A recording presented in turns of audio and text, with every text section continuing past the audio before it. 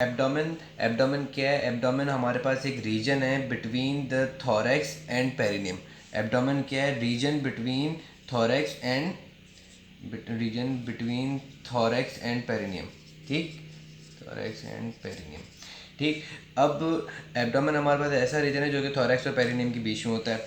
अब इसकी बाउंड्रीज क्या हैं? एब्डोमेन की बाउंड्रीज क्या हैं? तो हम जो भी चीज़ पढ़ते हैं उसकी एंटीरियर बाउंड्री होती है, पोस्टीरियर बाउंड्री होती है और लेटरल बाउंड्री होती है। Anterior, posterior and lateral boundaries.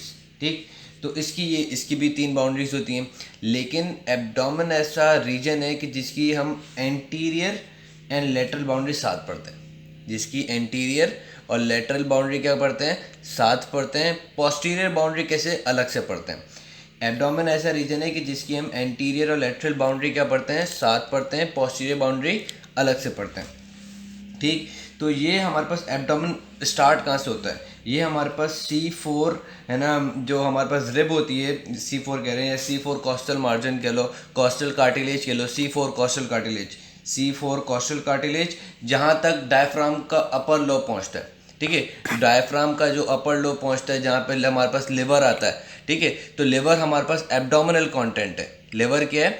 Abdominal content है। तो हमारे पास एब्डोमेन की सुपीरियर लिमिट कौन मार्क कर रहा है? C4 costal cartilage. C4 costal cartilage marks the upper margin of abdomen. ठीक है, क्योंकि हमारे पास लिवर एब्डोमिनल कंटेंट है और वो C4 तक जाता है। ठीक है, हमारा जो डायफ्राम का राइट साइड पे जो डोम होता है वो C4 तक जाता है। ठीक है, क्योंकि जो C4 तक हमारे पास लिवर पहुंचता है, तो लिवर हमारे पास मैक्सिमम सुपीरियर लिमिट बनाता है एब्डोमेन की। तो एब्डोमेन हमारे पास सुपीरियर साइड से देखें तो कहाँ से शुरू होता है? C4 कॉस्टल कार्टिलेज से। और एंड कहाँ पे होता है? प्यूबिक सिम्फाइसिस या पेरिनियम द पेल्विक इनलेट। ठीक है, जो हमारे पास दो, अगर हम वो हिप बोन बनाए, जो कि हमारे पास कौन सी हिप बोन होती है ना, एक यहाँ पे होती है, यहाँ पे होती है हिप बोन, और इसके ऊपर का जो खाली एरिया होता है ना, जहाँ पे हमारे पास सेंट्रल में तो यहाँ पे प्यूबिक सिम्फाइसिस आएगी, बाकी ऊपर का जो खाली एरिया होता है ना, उसको हम कहते हैं पेल्विक इनलेट। ठीक है, तो एब्डोमेन सुपीरियरली कहाँ से शुरू हुआ? C4 से, और एंड कहाँ पर हो रहा है हमारे पास? पेल्विक इनलेट पे। ठीक है, ये तो बस एक मतलब जनरल सी मैंने बात बता दी थी। तो अब हम डिस्कस करेंगे क्या चीज़? इसकी वॉल, हमारे पास किसकी? एब्डोमेन की wall, anterior wall, lateral wall, posterior wall. ये चीज़ भी मैंने बता दी कि हम एंटीरियर लेटरल वॉल एक साथ डिस्कस करेंगे। ठीक, तो अगर हम सबसे पहले देखें, अगर हम एब्डोमेन को देखने की करें, तो सबसे पहले हमारे पास क्या चीज़ आएगी? स्किन। सबसे पहले अगर हम काटेंगे एंटीरियर लेटरल साइड से, तो क्या चीज़ आएगी? स्किन। स्किन के बाद हमारे पास क्या आता है? Superficial fascia. स्किन के बाद क्या आता है? Superficial fascia. लेकिन एब्डोमेन में जो सुपरफिशियल फेशिया है वो थोड़ी सी इंटरेस्टिंग है। एब्डोमेन में जो सुपरफिशियल फेशिया है वो थोड़ी सी इंटरेस्टिंग है। क्यों? क्योंकि एब्डोमेन के अंदर सुपरफिशियल फेशिया जो होती है वो दो के अंदर डिवाइडेड हो जाती है। एब्डोमेन में सुपरफिशियल फेशिया दो लेयर्स के अंदर डिवाइडेड हो जाती हैं। एक लेयर को हम कहते हैं फैटी और दूसरी को मेम्ब्रेनस। फैटी के अंदर हमारे पास क्या होता है? एडिपोज टिश्यू होता है। बहुत सारा फैट, जितना भी फैट होगा वो इसके अंदर आएगा। और मेम्ब्रेनस के अंदर हमारे पास लूज एरेलर कनेक्टिव टिश्यू होता है। ठीक, अब हमारे पास जब भी हम सुपरफिशियल फेशिया का जिक्र करेंगे तो वहाँ पे ये फैटी लेयर हमेशा मौजूद होगी। जब भी सुपरफिशियल फेशिया का जिक्र होगा तो इट मीन्स कि फैटी मौजूद है। लेकिन मेम्ब्रेनस एक्सेप्शनल पे होगी, या तो हो भी सकती है या नहीं भी हो सकती है। अब कहाँ होगी कहाँ नहीं होगी ये चीज़ डिस्कस करनी है ना। तो membranes layer is only present in कहाँ पे? Abdomen and perineum. ठीक है, बाकी पूरी बॉडी में नहीं होगी। तो फिर नहीं होगी तो इट मीन्स कहाँ चलेगी? हमें पता है कि अगर हम एनाटॉमिकली या एम्ब्रियोलॉजिकली देखें तो सुपरफिशियल फेशिया की दो लेयर्स थी। अब अगर ये हमारे पास एब्डोमेन और पेरिनियम में है तो ऊपर क्यों नहीं है? थोरैक्स वाले रीजन में नहीं और थाई वाले रीजन में क्यों नहीं? कहाँ चलेगी? कहीं आसमानों में तो गायब नहीं हो गई ना। तो होता ये है कि ये जो डीप मेम्ब्रेनस लेयर है ये हमारे पास क्या करती है? फ्यूज हो जाती है। डीप मेम्ब्रेनस लेयर क्या करती है? फ्यूज हो जाती है। किसके साथ? With deep fascia. किसके साथ? Deep fascia. ये चीज़ याद रखना, क्या करती है? ये हमारे पास फ्यूज हो जाती है किसके साथ? Deep fascia. अब डीप फेशिया ऑफ थोरैक्स के साथ ऊपर की तरफ से फ्यूज हो गई। ठीक है, और नीचे की तरफ डीप फेशिया ऑफ थाई से, नहीं थाई से। डीप पेरिनियम के अंदर तो है ना, पेरिनियम के अंदर तो ये है, लेकिन कहाँ पे नहीं है, थाई वाली साइड पे और थोरैक्स वाली साइड पे नहीं है। तो थाई वाली साइड की जो डीप फेशिया होगी उसके साथ फ्यूज हो जाएगी फेशिया लेटा के साथ, ठीक है। थाई के अंदर कौन सी डीप फेशिया होती है, फेशिया लेटा, उसके साथ फ्यूज हो जाएगी। और थोरैक्स वाली साइड पे जो थोरैक्स की डीप फेशिया होगी उसके साथ फ्यूज हो जाएगी। बाकी एब्डोमेन और पेरिनियम में बाकायदा आपको नज़र आएगी, ठीक। उसके बाद अभी हम आगे करते हैं कि हमारे पास हमें क्या चीज़ नज़र आएगी, सुपरफिशियल फेशिया की दोनों लेयर, ठीक है। सुपरफिशियल फेशिया की दोनों लेयर के बाद हमें क्या नज़र आएगा, हमें नज़र आएंगे मसल्स, हमें क्या नज़र आएंगे, muscles covered by deep fascia, muscles covered by deep fascia, ठीक है। हमें क्या नज़र आएगा, muscles covered by deep fascia. हमें पता है कि भाई मसल्स होते हैं, मसल्स के ऊपर क्या कवरिंग चढ़ी हुई थी, डीप फेशिया, ठीक है। अब मसल्स जो है वो हमारे पास 5 मसल्स हैं, ठीक है। मसल्स कितने हैं, 5 मसल्स हैं। अब इस 5 मसल्स को हम डिवाइड करते हैं 2 के अंदर, ठीक है। 3 जो कि ऑन लेटरल साइड पर होते हैं, ठीक है, and 2 added in central area, ठीक है। 2 हमारे पास और एडेड हो जाते हैं कहाँ पे, सेंट्रल एरिया के अंदर। ये जो 2 मसल्स हैं ये हमारे पास लेटरल साइड पे नहीं होंगे, लेकिन जब हम सेंट्रल एरिया पे आएंगे तो इन 3 मसल्स के साथ ये 2 मसल भी ऐड हो जाएंगे, ठीक। उसके बाद क्या होता है, मसल्स लेयर आ गई। मसल्स के बाद क्या होता है, मसल्स के ऊपर डीप फेशिया चढ़ी हुई होती है। मसल्स के ऊपर क्या चढ़ी हुई होती है, डीप फेशिया। किसी भी मसल की डीप फेशिया को हम डिटेल में नहीं पढ़ते except one muscle, except one muscle जिसको हम कहते हैं ट्रांसवर्सलिस एब्डोमिनस। ट्रांसवर्सलिस एब्डोमिनस एक मसल है, उसकी डीप फेशिया को हम इंपॉर्टेंट पढ़ते हैं। उस डीप फेशिया का नाम आता है फेशिया ट्रांसवर्सलिस। उसकी डीप फेशिया को हम क्या कहते हैं, फेशिया ट्रांसवर्सलिस, ठीक है। मैं बताऊंगा क्या चीज़ है, लेकिन ये एक मसल है ट्रांसवर्सलिस एब्डोमिनस, उसकी फेशिया का नाम है, उसकी डीप फेशिया का नाम है फेशिया ट्रांसवर्सलिस, ठीक है। फेशिया ट्रांसवर्सलिस के बाद हमारे पास क्या चीज़ आएगी, एक्स्ट्रा पेरिटोनियल फैट। उसके बाद क्या चीज़ आएगी, एक्स्ट्रा पेरिटोनियल फैट, ठीक है। एक्स्ट्रा पेरिटोनियल फैट आएगा। एक्स्ट्रा पेरिटोनियल फैट जब हम हटाएंगे तो फिर हमारे पास क्या आएगा, पैराइटल पेरिटोनियम। फिर हमारे पास क्या आएगी, पैराइटल पेरिटोनियम। पैराइटल पेरिटोनियम के बाद हमारे पास क्या आएगा ना, पैराइटल कैविटी। पैराइटल कैविटी के बाद हमारे पास क्या आएगा, visceral parietal peritoneum. Visceral parietal peritoneum के बाद असल आएगा हमारा पेट, असल स्टमक उसमें आएगा, तो मसल, ठीक है। कौन से, वो हम अभी मैंने बताया एंटीरियो लेटरल पढ़ लें, सेंट्रल अभी नहीं आया हमें। सेंट्रल आएंगे तो फिर वो 2 मसल को हम ऐड करेंगे, ठीक है। तो एंटीरियो लेटरल में हमने क्या देखा कि ना फेशिया ट्रांसवर्सलिस, उसके बाद एक्स्ट्रा पेरिटोनियल फैट। ये बहुत ज़्यादा इंपॉर्टेंट है, ये दोनों, इन दोनों के ऊपर टीचर्स इतना ज़्यादा कंसंट्रेट नहीं करते, लेकिन मैं बोलता हूँ अगर ये दोनों चीज़ें समझ नहीं आई कुछ समझ नहीं आएगा, ठीक है। फेशिया ट्रांसवर्सलिस, एक्स्ट्रा पेरिटोनियल फैट, उसके बाद क्या आएगा, पैराइटल पेरिटोनियम।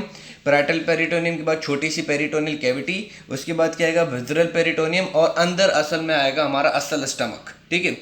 अब कुछ ऑर्गन्स होते हैं जो कि हमारे पास कहाँ पे लोकेटेड होते हैं, एक्स्ट्रा पेरिटोनियल फैट के अंदर। कुछ ऑर्गन्स होते हैं जो कि हमारे पास कहाँ पे लोकेटेड होते हैं, एक्स्ट्रा पेरिटोनियल फैट के अंदर। और कुछ ऑर्गन्स होते हैं जो कि हमारे पास है ना, वो जो विजरल पेरिटोनियल के बाद हमारे पास पेरिटोनियम आएगा ना, पेरिटोनियम, पेट वाला एरिया, कुछ ऑर्गन्स वहाँ पे प्रेजेंट होते हैं, ठीक है। तो जो ऑर्गन्स प्रेजेंट होंगे कहाँ पे, एक्स्ट्रा पेरिटोनियल फैट के अंदर, उसको हम बोलेंगे रेट्रो पेरिटोनियल। उन ऑर्गन्स को हम क्या बोलेंगे, retro peritoneal, retroperitoneal organ. Those organ present in the extraperitoneal fat are known as retroperitoneal organ. retroperitoneal का क्या मतलब होता है, retro means outside, रेट्रो का क्या मतलब है, आउटसाइड। पेरिटोनियल यानी कि पेरिटोनियम, ऐसे ऑर्गन्स जो कि आउटसाइड हैं, किसके अंदर, पेरिटोनियम के आउटसाइड हैं, तो उनको क्या बोलेंगे, रेट्रो पेरिटोनियल ऑर्गन, ठीक है। अब पेरिटोनियम की बाहर हैं तो जाहिर सी बात है कहाँ पे होंगे, एक्स्ट्रा पेरिटोनियल फैट में, तो उनको हम क्या बोलते हैं, एक्स्ट्रा पेरिटोनियल और रेट्रो पेरिटोनियल ऑर्गन। उसके बाद हमें पता है दूसरी चीज़ क्या आती है, सुपरफिशियल फेशिया। अब सुपरफिशियल फेशिया हमें पता है 2 लेयर्स के अंदर डिवाइडेड होती है, फैटी एंड डीप मेम्ब्रेनस, ठीक है, फैटी एंड डीप मेम्ब्रेनस। अब फैटी लेयर को जो है वो हम कहते हैं कैंपर फेशिया भी कहते हैं, ठीक है। डीप मेम्ब्रेनस को हम स्कारपास फेशिया भी कहते हैं, ठीक है। अच्छा, ये दोनों जो नाम है कैंपर और स्कारपा, ठीक है, ये दोनों जो नाम हैं कैम्पर और स्कार्पा, ये कहाँ दिए जाते हैं दोनों को? एब्डोमेन वाले पार्ट में। कहाँ पे दिए जाते हैं? एब्डोमेन में। जब हम सुपरफिशियल फेशिया और डीप मेम्ब्रेनस फेशिया अगर हम एब्डोमेन के अंदर डिस्कस कर रहे होंगे तो जो सुपरफिशियल फेशिया का जो फैटी वाला जो पार्ट है उसको क्या कहा जाएगा? Camper fascia. और जो मेम्ब्रेनस वाला पार्ट है उसको हम क्या कहेंगे? स्कार्पास फेशिया। उसको क्या कहेंगे? स्कार्पास फेशिया। ये चीज़ याद रखना, ठीक। अब हमें पता है कि सपोज करो हमें ये चीज़ पता है, यहाँ पे हमको फोकस करना, ठीक है। फिर मैं लैपटॉप में भी दिखाऊंगा सारा। मैंने एक्चुअली पहले ये तस्वीर बनाई लेकिन फिर मैंने सोचा कि मुझे ड्यूरिंग लेक्चर होगा तब मैं बना रहा हूँ। हमें पता है कि भाई ये हमारा एब्डोमेन है। एब्डोमेन से अब हम पेल्विस में आ रहे हैं, ठीक है। पेल्विस में आने के बाद अभी हम आ रहे हैं एक्सटर्नल जेनिटल वाले पार्ट पे, ठीक है। ये भी मैंने जो ब्लैक से जो मैं बना रहा हूँ ये है कैम्पर वाली लेयर, सॉरी हाँ, ये जो कैम्पर वाली जो है ना ये, ठीक है।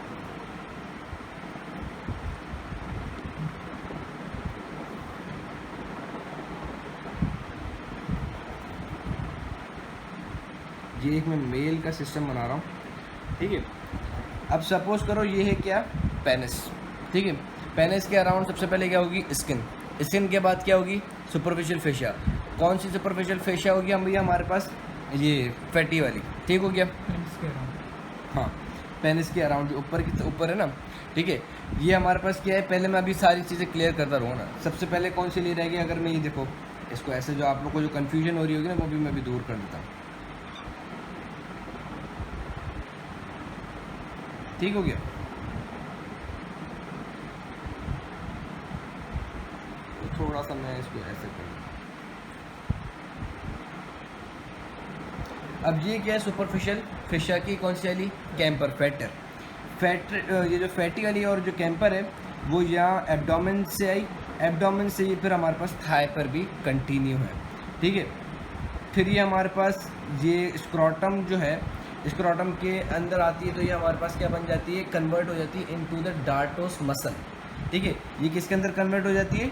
डार्टोस मसल, ठीक हो गया। पेनिस के अराउंड, पेनिस के ऊपर कन्वर्ट हुई होती है हमारे पास सुपरफिशियल फेशिया एक फैटी के तौर पे, ठीक है। अब फिर हमारे पास क्या होता है कि जो दूसरी जो लेयर है कौन सी वाली? स्कार्पास। कौन सी वाली? स्कार्पास। ये आई एब्डोमेन से, अभी हमारे पास किसके अंदर आने लगेगी? पेरिनियम में, ओह सॉरी उसमें पेल्विस वाले रीजन में ना। तो लेटरली ये हमारे पास, क्योंकि हमें पता होता है कि बॉडी के लेटरल साइड पे ग्लूटल रीजन है, वहाँ पे हमारे पास क्या होता है कि टेंसर फेशिया लेटा, ठीक है, सॉरी फेशिया लेटा। टेंसर फेशिया लेटा तो मसल का नाम है, फेशिया लेटा जो कि टेंसर फेशिया लेटा को कवर अप करता है, डीप फेशिया होती है, ठीक है। तो ये जो हमारे पास लेयर है डीप मेम्ब्रेनस, ये फ्यूज़ हो जाती है विद दैट डीप फेशिया। जो डीप मेम्ब्रेनस जो है वो हमारे पास ये सुपरफिशियल फैटी है, ठीक है। ये हमारे पास वो है टेंसर फेशिया लेटा, ठीक है। सॉरी यार, फेशिया वो है क्या कहते हैं, टेंसर फेशिया लेटा के ऊपर जो है फेशिया लेटा, ठीक है। अब इसके पीछे हम एक सेकंड, एक मोबाइल से खाली वीडियो बना लें, एक हाथ में खोले, इसके दरमियान में लिखा है इन दोनों के हाथ में। अब ये फेशिया लेटा है, ये सुपरफिशियल फैटी है, ठीक है। अब ये सुपरफिशियल फैटी है और इसके पीछे जो है ये हमारे पास आएगी डीप मेम्ब्रेनस, और ये क्या है? फेशिया लेटा है। अब ये जैसे मेरा हाथ है ना यूँ आगे आ रहा है, जैसे मैंने बनाया, मेरे हाथ को ऐसे देखो, फॉलो करो, ये फिर यूँ आगे जा रहा है, ठीक है। ये फिर यूँ आगे जाएगा, लेकिन ये साइड में आगे वाला इस तरफ भी जा रहा है, फिर नीचे डिसेंड डाउन हो रहा है। जैसे ये थाइस हैं, ये थाइस से होते हुए एब्डोमेन से होते हुए फिर ये हमारे पास आगे चली गई किसके अंदर? पेरिनियम वाले रीजन में। कौन सी? पूरी सुपरफिशियल फेशिया की कौन सी वाली? फैटी लेयर, ठीक हो गया।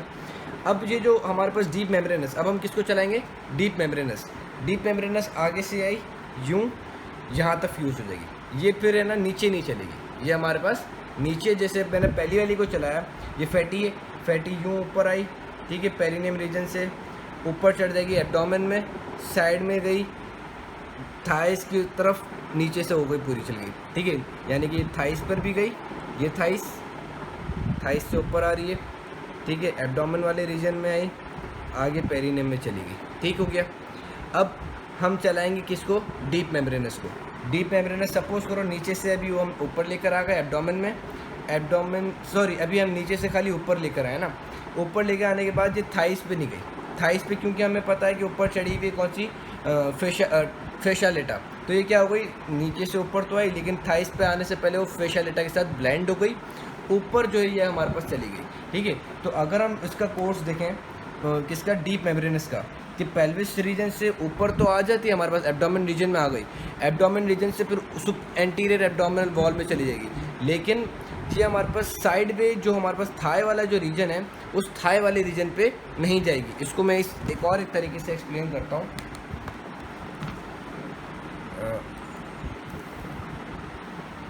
ठीक है, ये देखो, ये जो येलो येलो जो है ना, ये हमारे पास क्या है, फेशिया लेटा।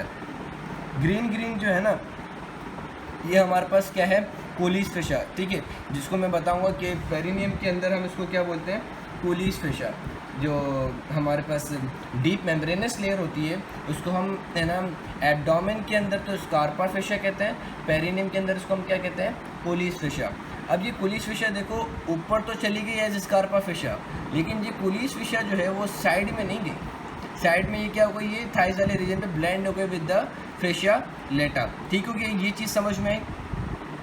अब ये जो हमारे पास वो जो मुझे बतानी थी कि ये जो डार्टोस आपको फेशिया दिखती है, असल में क्वेश्चन ये होता है कि यार ये डार्टोस फेशिया क्या है, अक्सर में हमारे साथ ये मसला होता है। ठीक है, तो उसको मैं ये चीज़ समझानी है कि डार्टोस फेशिया क्या होता है, कि डार्टोस मसल के एंटीरियर एस्पेक्ट पे क्या होगी, ये कोलिस फेशिया। सो कोलिस फेशिया और डार्टोस मसल, कोलिस फेशिया और डार्टोस मसल कोलिस फेशिया और डार्टोस मसल, ये दोनों मिलके एक डार्टोस फेशिया बना देते हैं। कभी कहते हैं कि ये कोलिस फेशिया ही डार्टोस फेशिया बनाती है, कभी भाई कई जगह ये होता है कि कोलिस फेशिया डार्टोस फेशिया बना रही होती है, या कोलिस फेशिया प्लस डार्टोस मसल मिल बांट के क्या बनाते हैं, डार्टोस फेशिया। ठीक हो गया। अब मैं आपको एक चीज़ जो मुझे दिखानी है वो ये है, ये देखो, ये जो आपको फेशिया दिख रही है ना, इसमें ये क्या है, डार्टोस फेशिया। ठीक है, अब डार्टोस फेशिया के अंदर मैंने आपको दोनों चीज़ें बता दी। ठीक है, डार्टोस फेशिया में क्या क्या आ जाएगा भाई, डार्टोस मसल प्लस कोलिस फेशिया। ठीक हो गया, ये चीज़ समझ में आ गई। डार्टोस फेशिया के अंदर क्या क्या आ जाएगा, डार्टोस मसल जो कि क्या है, सुपरफिशियल फैटी का पार्ट है। ठीक हो गया, और हमारे पास कोलिस फेशिया जो कि डीप मेम्ब्रेनस है, तो डार्टोस मसल प्लस कोलिस फेशिया, इन दोनों को हम क्या बोलेंगे, डार्टोस फेशिया। ठीक है, ये जो डार्टोस फेशिया है वो क्या होगी, कहीं जगह देखो मेरा जो कॉन्सेप्ट, मेरे को जो चीज़ मिलती है, कहीं एग्जैक्टली 100% बात मुझे चीज़ समझ में नहीं आती, लेकिन जितना मेरा कॉन्सेप्ट मिलता है, डार्टोस मसल प्लस कोलिस फेशिया मिल बांट के हमारे पास क्या बनाते हैं, है ना, डार्टोस फेशिया। ठीक है, डार्टोस फेशिया कैसे बनती है, Colles fascia plus dartos muscle. Dartos muscle कहाँ से आता है, सुपरफिशियल फैटी से आता है, और कोलिस फेशिया कहाँ से, जो कोलिस फेशिया क्या है वो हमारे पास डीप मेम्ब्रेनस है। इन दोनों को मिला के हम क्या कहते हैं, डार्टोस फेशिया। अब जब हम इसको देखते हैं, इस डार्टोस फेशिया को, ठीक है, तो ये डार्टोस फेशिया क्या करता है, ये डार्टोस फेशिया हमारे पास है ना, ये स्क्रोटम, ये देखो, ये स्क्रोटम को भी कवर अप किया हुआ है, पेनिस को भी कवर कर लेता है, सारी चीज़ों को कवर कर लेता है। ठीक है, उसके बाद ये डार्टोस फेशिया जो है ये हमारे पास ऊपर एंटीरियर एब्डोमिनल वॉल में भी जाएगा, क्योंकि अब हमें पता है जब ये एंटीरियर एब्डोमिनल वॉल में जा रहा हो तो हम डार्टोस फेशिया खाली नहीं बोलेंगे, हमें बोलेंगे कि भाई डार्टोस फेशिया जब ये एब्डोमिनल वॉल में जा रहा हो तो उसके दो अलग अलग पार्ट हो जाएंगे अपने अपने जो जाती थे, एक सुपरफिशियल फैटी हो जाएगा और एक डीप मेम्ब्रेनस हो जाएगा। सुपरफिशियल फैटी क्या हो गया, कैंपर, और डीप मेम्ब्रेनस हमारे पास क्या हो गया, स्कार्पा। ठीक हो गया, ये डीप मेम्ब्रेनस और सुपरफिशियल फैटी बोल दो कि ये डीप मेम्ब्रेनस जो है वो हमारे पास जहाँ पे साइड पे नहीं जाएगा, साइड पे बेंड हो जाएगा बस फेशिया लेटा, और जो हमारे पास सुपरफिशियल फैटी है वो फेशिया लेटा के ऊपर आती है, क्योंकि हमें पता है सुपरफिशियल फैटी लेयर तो होती है थाई में, लेकिन डीप मेम्ब्रेनस लेयर जो है वो थाई में नहीं होती। अब हमें देखना है कि ये पोस्टीरियरली कहाँ पे जाती है, क्या पोस्टीरियरली भी जो ये जो वाला जो रीजन है हमारा, ये वाला जो रीजन है, ये जो पेरिनियम वाला जो रीजन है, क्या ये कोलिस फेशिया पूरी पेरिनियम में होती है या नहीं होती। हमें क्या देखना है, क्या ये कोलिस फेशिया जो है पूरे पेरिनियम में होती भी है या नहीं होती। ठीक है, तो हम ये देखेंगे कि जैसे ये देखो, ये क्या है, डार्टोस फेशिया। अब डार्टोस फेशिया में हमें पता है कि भाई दो कंपार्टमेंट हैं, डार्टोस मसल प्लस कोलिस फेशिया। जब ये हमारे पास स्क्रोटम और पेनिस को सराउंड करने के बाद पीछे की तरफ आ रही होगी, किसकी तरफ आ रही होगी, पीछे की तरफ, ओवर द हमारे पास ये जो मसल्स हैं, ठीक है, ओवर दीज मसल्स या ओवर वी कैन से है ना सुपरफिशियल पेरिनियल पाउच, ये कह लो। अभी आप लोग को समझ में नहीं आएगा ये सुपरफिशियल पेरिनियल पाउच क्या चक्कर है, लेकिन वी कैन से कि जब ये डार्टोस फेशिया जो है ये जब हमारे पास पोस्टीरियर एस्पेक्ट पे या पेरिनियम वाले रीजन में आ रही होगी तो क्या होगा कि जब ये पेरिनियम वाले रीजन में आ रही होगी तो डार्टोस फेशिया से दोनों लेयर्स अलग हो जाएंगी, ठीक है। क्योंकि डार्टोस फेशिया तो सिर्फ उस वक्त होती है कि जो पेनिस और स्क्रोटम को सराउंड कर रही हो। जब वो वहाँ से ऊपर जाएगी एंटीरियर एब्डोमिनल वॉल में तो उसकी अलग अलग दोनों लेयर्स होंगी। मसल वाली लेयर अपनी स्कारपा में कन्वर्ट हो जाएगी, और सॉरी मसल वाली लेयर जो है वो सुपरफिशियल फैटी में कन्वर्ट हो जाएगी, और जो हम लोग कह रहे हैं कि कोलिस फेशिया जो है वो हमारे पास डीप मेम्ब्रेनस में कन्वर्ट हो जाएगी। इसी तरीके से वही डार्टोस फेशिया से जब वो दोनों लेयर्स पेरिनियम वाले रीजन में आएंगी तो अलग हो जाएंगी, ठीक है। वही दो लेयर्स जब है ना इस स्क्रोटम और पेनिस से पेनिस वाले पेरिनियम वाले रीजन में आएगी तो अलग हो जाएंगी। वही दो लेयर्स किसकी, डार्टोस फेशिया की, जब वो पेरिनियम वाले रीजन में आ रही होगी तो अलग हो जाएंगी। अब फैटी लेयर जो है कौन सी वाली लेयर, फैटी वाली लेयर, वो क्या करेगी, वो इस पूरे एरिया को भी कवर करेगी। ये जो मेरी माउस की क्लिक है उसको देखना, वो इस पूरे एरिया को भी कवर अप करेगी, ठीक हो रही है बात, समझ में आ रही है ना। कि ये डार्टोस फेशिया जब इस पेरिनियम वाले रीजन में आएगी तो फिर वो अलग दोनों लेयर्स में टूट जाएगी, ठीक है। क्योंकि डार्टोस फेशिया जो है डार्टोस मसल और है कोलिस फेशिया से बनी है, और डार्टोस मसल सिर्फ और सिर्फ around the penis and around the scrotum होता है बस, ठीक है। उसके बाद जब वो ऊपर जाएगी तो फैटी, और पेरिनियम वाले रीजन में आएगी तो फैटी, हाई वाले रीजन में चली जाएगी तो भी फैटी में हो जाएगी। अब जब ये पेरिनियम वाले रीजन में आएगी तो वो इस पूरे यूरोजेनाइटल ट्रायंगल को भी कवर अप करेगी, साथ साथ में ये जो एनल ट्रायंगल है इस एनल ट्रायंगल को भी कवर अप करेगी। क्या करेगी, इस एनल ट्रायंगल को भी कवर अप करेगी, फिर पोस्टीरियरली इस पूरे ग्लूटल रीजन को भी कवर अप करेगी। समझ में आ रही बात, क्योंकि ग्लूटल रीजन पे हमें पता होता है कि भाई ग्लूटल रीजन पे भी ये सारा टेंसर यहाँ पे पूरा फेशियल डेटा रन कर रहा होता है। यहाँ पे जो स्टिल ट्यूबरोसिटी होती है, यहाँ से हमारे पास जो है ना तकरीबन वो स्टिल ट्यूबरोसिटी या प्यूबिक ट्यूबरकल वाला इलियक ट्यूबरकल वाला जो पार्ट है यहाँ से फेशियल डेटा रन करती है, ठीक है। तो इस फेशियल डेटा के ऊपर हमारे पास क्या होगी, अल्लाह आपको नहीं कहते, इस पूरे फेशियल डेटा के ऊपर हमारे पास है ना सुपरफिशियल फैटी लेयर होगी, ठीक है। अभी सपोज करें मसल्स है ना, मसल्स के ऊपर यहाँ पे है वो क्या कहते हैं फेशियल डेटा इलियोटिबियल ट्रैक्ट, ठीक है, फेशियल डेटा। अब इस फेशियल डेटा ने इन सबको सराउंड भी किया हुआ है अपना अपना ना, ठीक है। अब इनके ऊपर क्या सुपरफिशियल फैटी आ जाएगी, कहाँ से ये सुपरफिशियल फैटी ये पूरी वहाँ तक डार्टोस फेशिया तक चली गई। अब बात आ रही है किसकी, कोलिस फेशिया की, ठीक है, जो कि जब वो डार्टोस से अलग होगी तो वो कहाँ तक एक्सटेंड करती है। तो कोलिस फेशिया जब यहाँ से निकलेगी तो वो एक्सपेंड करेगी खाली यहाँ तक, यानी कि यूरोजेनाइटल ट्रायंगल को सराउंड किया पूरा, और यहाँ पे ये जो पेरिनियल बॉडी ये पार्ट कहलाता है पेरिनियल बॉडी। ये क्या पार्ट कहलाता है, पेरिनियल बॉडी। अब ये पेरिनियल बॉडी क्या होता है, एक फाइब्रस टिश्यू होता है। क्या होता है, फाइब्रस टिश्यू होता है, जहाँ पे वेरियस मसल्स ऑफ पेरिनियम आके फ्यूज होते हैं। उसके ऊपर जो हमने पेल्विक डायफ्राम का एक वर्ड सुना था, तो पेल्विक डायफ्राम के मसल्स भी आके यहाँ पर आके फ्यूज होते हैं। उसके बाद ये जो मैंने मसल लगा हुआ है ना, ये जो मसल लगाया हुआ है डीप ट्रांसवर्सलिस पेरिनियल, ठीक है, इसके ऊपर भी एक फेशिया होती है, एक डी फेशिया इसकी अपनी अलग होती है, लेकिन उसके ऊपर भी एक फेशिया नहीं होती, उसको हम कहते हैं मेम्ब्रेन एक होती है, फाइब्रस शीट होती है ना, ठीक है। वो फाइब्रस शीट को हम ऐसे समझ सकते हैं कि हमें जैसे बेसिक बचपन से जो कॉन्सेप्ट आता है कि भाई डीप मेम्ब्रेनस के बाद क्या आती है, डी फेशिया, क्योंकि हमें पता है कि डीप मेम्ब्रेनस के बाद क्या आता है, मसल के ऊपर फेशिया चढ़ी हुई होती है, डी फेशिया।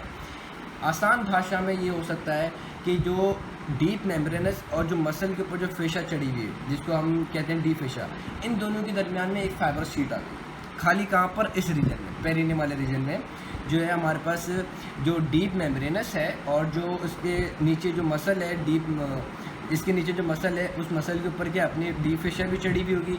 तो उस डीप फेशिया और हमारे पास डीप मेम्ब्रेनस के दरमियान में, डीप मेम्ब्रेनस और डीप फेशिया जो है उन दोनों के दरमियान में एक फाइब्रस शीट आ जाती है। इसको दोबारा सुनो बड़े कंसंट्रेशन के साथ कि डीप मेम्ब्रेनस और डीप फेशिया के दरमियान में एक हमारे पास क्या आ जाती है, एक फाइब्रस शीट आ जाती है, जो कहीं और तो नहीं आती, खाली हम इस रीजन यूरोजेनाइटल ट्रायंगल वाले रीजन में बात कर रहे हैं।